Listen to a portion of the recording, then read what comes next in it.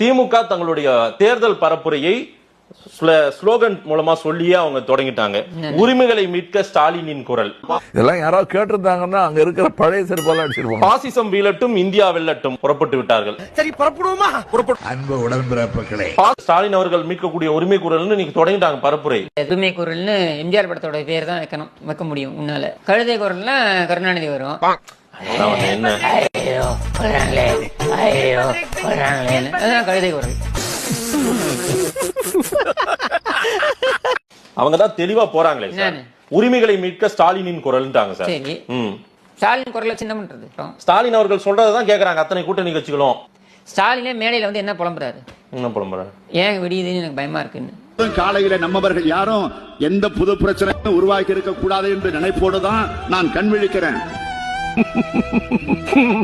நேரங்களிலே தூங்க விடாமல் கூட ஆக்கிவிடுகிறது. உத்தரத்திற்கு 2 பக்கமும் அடி என்பதை போல இருக்கிறது என்னுடைய நிலைமை.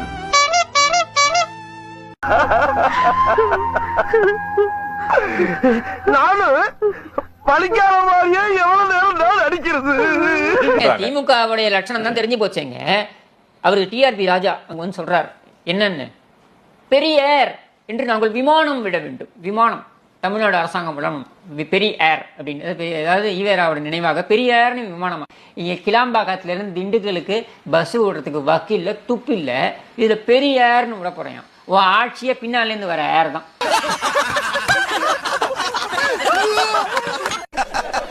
நக்கல்யா அவனுக்கு. இது திராவிட மாடல் ஆட்சி இல்ல, கிளாம்பாக்கத்தை பத்தி நீங்க பேசுற மாடல். சரியா? வெறும் சத்தமும் நாத்தமும் தான்.